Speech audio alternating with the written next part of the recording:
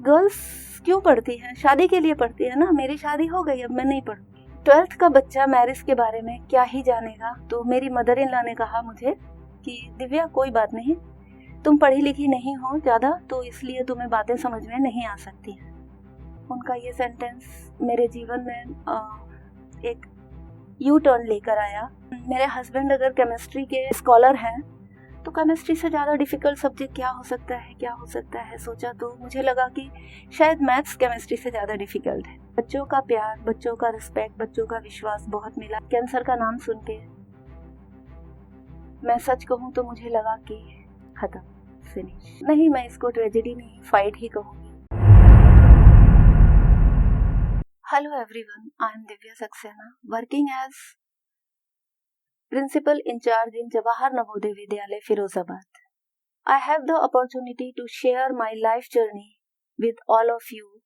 Actually, I was student of class 11th. My grandmother was detected as a patient of cancer.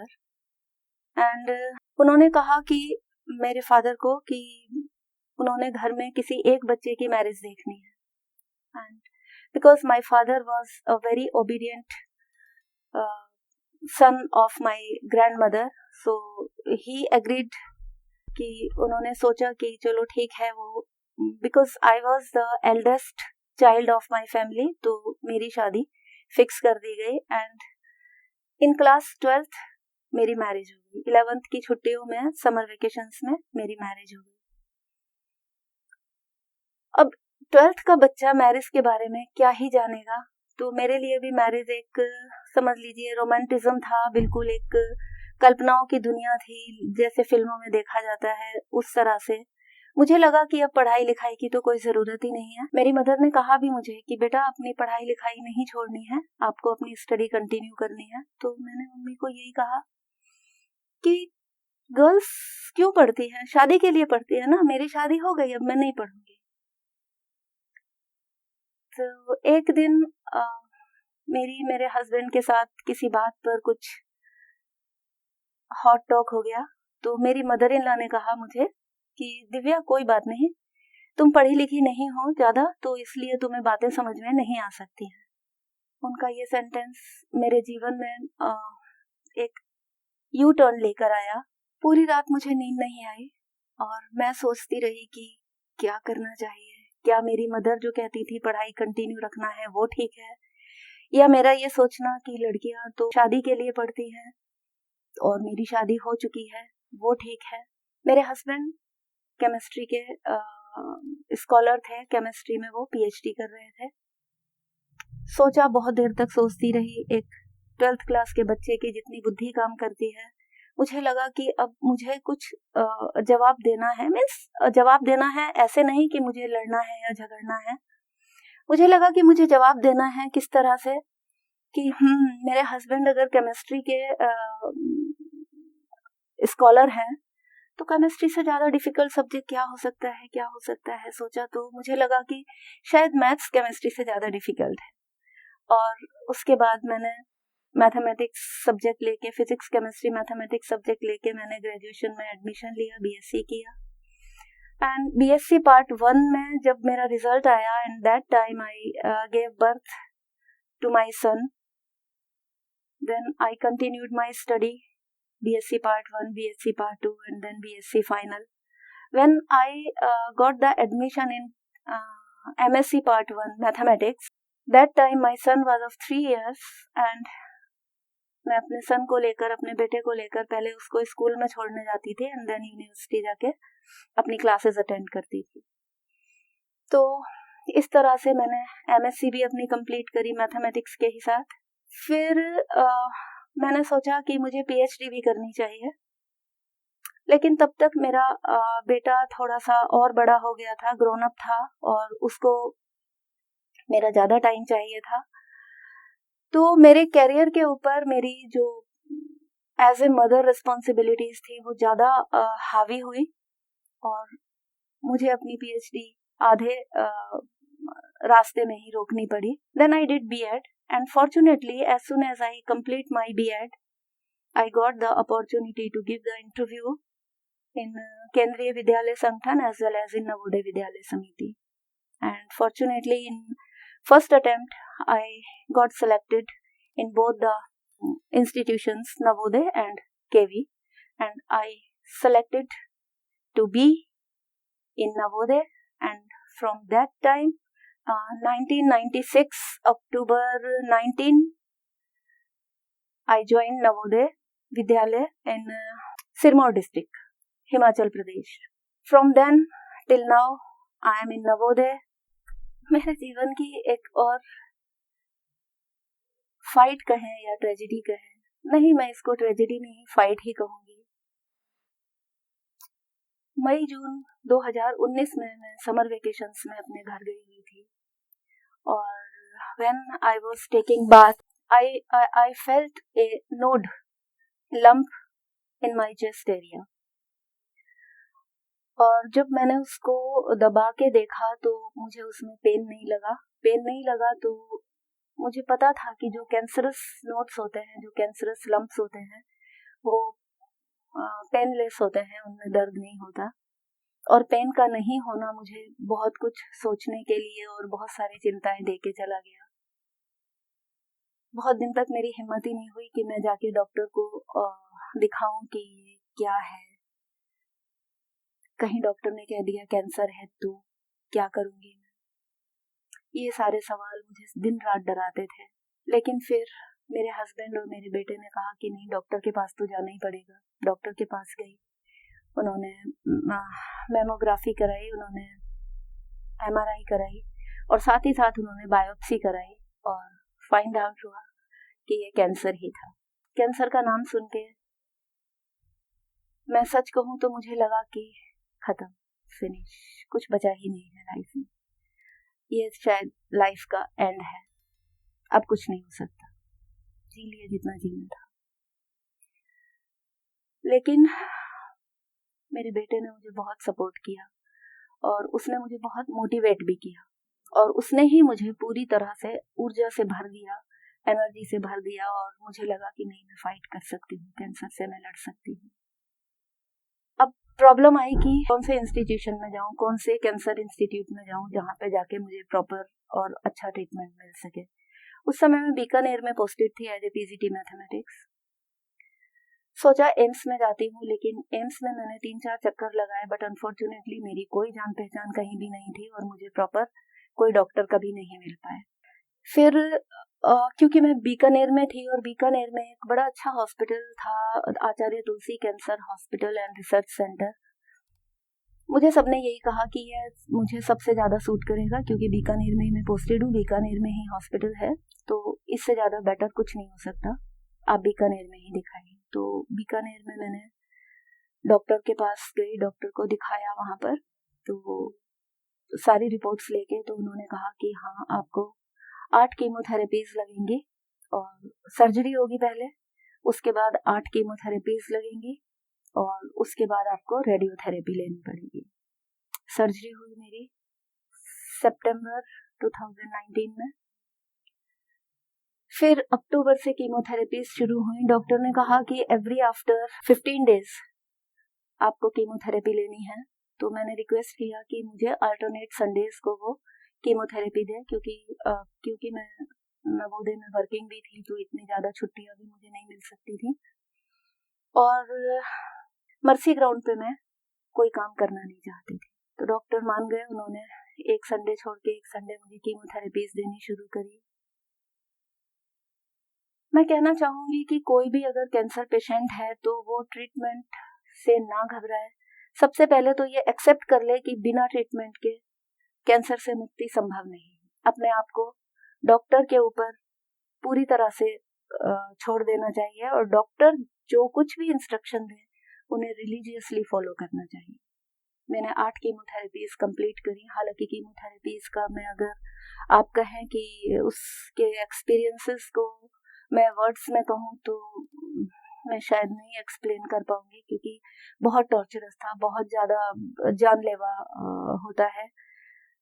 Surgery बहुत आसान होती है, लेकिन chemotherapy बहुत डिफिकल्ट, बहुत बहुत बहुत डिफिकल्ट होती है. 8 कीमोथेरेपीज के बाद मेरी 12 या 15 रेडियोथेरेपीज हुई। रेडियोथेरेपी में भी स्टार्टिंग में कुछ नहीं पता चला था, लेकिन रेडियोथेरेपीज के साइड इफेक्ट ये हुए क्योंकि कैंसर ब्रेस्ट में था, तो ये रेडियोथेरेपी ये पूरे ब्रेस्ट एरिया पे और नेक एरिया पे हुई, तो उसकी वजह से मेरा थायराइड ग्लैंड भी डैमेज हो गया टोटली। लेकिन उसके बाद डॉक्टर ने मुझे कहा, कुछ दवाइयाँ बताई कि आपको ये टैबलेट्स जो है वो कम से कम 10 साल खानी है। और मैं थोड़ा सा लापरवाही यहाँ पे कर गई कि मैंने ना तो रेगुलर चेकअप कराया और ना ही वो दवाई मैंने 10 साल तक कंटिन्यूस खाई।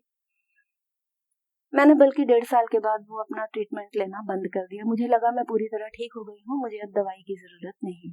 अनफॉर्चुनेटली वो कहीं कुछ कैंसर टिश्यूज बच गए थे। वो कैंसर टिश्यू आके फिर मेरी लेफ्ट लेग की फीमर बोन में, लंबर एरिया में, पेल्विस में और बैक बोन की जो लोअर एरिया है उसमें आके कहीं डिपॉजिट हो गए। मुझे चलने में थोड़ी प्रॉब्लम आने लगी। काफी दिन तक तो मैं उसको बेयर करती रही। ये बात है 2021 के भी एंड की बात है। चलने में मुझे तकलीफ होने लगी, लेफ्ट लेग मेरा प्रॉपर नहीं उठ पा रहा था। मैं सोच रही थी शायद ये कोई शियाटिका जैसा कोई दर्द है, हो जाएगा, ठीक हो जाएगा, ठीक हो जाएगा। करते करते मैंने अक्टूबर 2022 तक आ गई। 1 साल तक मैंने किसी को नहीं दिखाया और मैं वो पेन बर्दाश्त करती रही। फिर जब अनबियरेबल हो गया मेरा चलना, तब मैं आगरा में पुष्पांजलि हॉस्पिटल में मैंने दिखाया। डॉक्टर ने पहले एमआरआई बताई। एमआरआई में कुछ सस्पेक्ट उन्हें फिल्म लगी होगी, तो उन्होंने पेट सिटी स्कैन बताया। फिर पेट सिटी स्कैन में पता चला कि मुझे इस एरिया में कैंसर इन्फेक्शन है और करीब करीब मोर देन 50% फीमर बोन और पेल्विस और लंबर रीजन, मोर देन 50% इनकी वजह से डैमेज हो गया है। अब जिस भी डॉक्टर को दिखाए, ऑन्कोलॉजिस्ट को, वो कहें कि नहीं, ज़्यादा घबराने की बात नहीं है, सिर्फ 2 या 4 कीमोज होनी है और कीमो के नाम पे तो मेरी जान निकलती है। फिर कहीं से मुझे पता चला मेरठ में वॉलंटियर्स कैंसर हॉस्पिटल के बारे में, जहाँ पे डॉक्टर अमित जैन बहुत अच्छे ऑन्कोलॉजिस्ट हैं। उनके बारे में मुझे बताया मेरी सिस्टर ने, तो मैं उनको दिखाने गई। उन्होंने कहा नहीं, आपको कीमो की ज़रूरत नहीं है।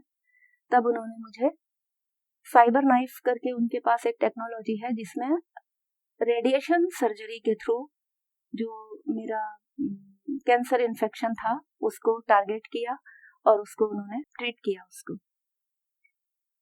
उसके बाद है अभी भी, हालांकि ट्रीटमेंट कंप्लीट हो चुका है। डॉक्टर ने जो दवाइयाँ बताई है वो दवाइयाँ मैं कंटिन्यूस ले रही हूँ। चलने में अभी भी प्रॉब्लम है, शायद वो धीरे धीरे ठीक हो जाएगी। इस सारी बातों को लेकर मैं सिर्फ ये कहना चाहूंगी कि क्योंकि मैंने करीब करीब 1 साल का डिले कर दिया था और जो कैंसर था वो मेरा बढ़ता जा रहा था। मुझे जब पेन हुआ मुझे तभी दिखा लेना चाहिए। तो अपनी बॉडी के जो भी चेंजेस हैं उसको आप सभी को बहुत सीरियसली लेना चाहिए। कभी भी अगर कोई कहीं दर्द है, कोई पेन है, कोई भी कुछ है, ऐसा है जो आपकी एबनॉर्मल आपको बॉडी में लगता है, तो इमीडिएट आपको डॉक्टर के पास जाना चाहिए ताकि स्थिति वहीं की वहीं संभल जाए।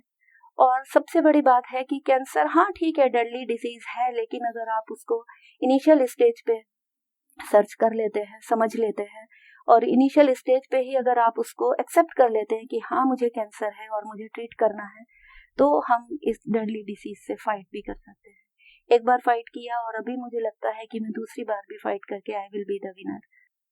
I saw lots of changes in Navodaya, I saw lots of good things, lots of deterioration, lots of very good things in Navodayas. I felt a very good bond between student and teacher in Navodaya, because Navodayas are the residential schools. Here in 24 hours we all are with the students. तो एक student teacher के बीच में जो एक बहुत बहुत प्यारी सी bonding होती है वो नवोदय विद्यालय में मैंने देखा। मेरी बीएड से पहले मैंने दिल्ली पब्लिक स्कूल में भी थोड़े दिन काम किया था, लेकिन जो रिस्पेक्ट, जो बॉन्डिंग, जो प्यार मुझे नवोदय में मिला, मुझे नहीं लगता कि किसी और इंस्टीट्यूशन में ये पॉसिबल है। तो मेरी पहली ज्वाइनिंग थी as a PGT mathematics in Jawahar Navodaya Vidyalaya Sirmaur district Nahan.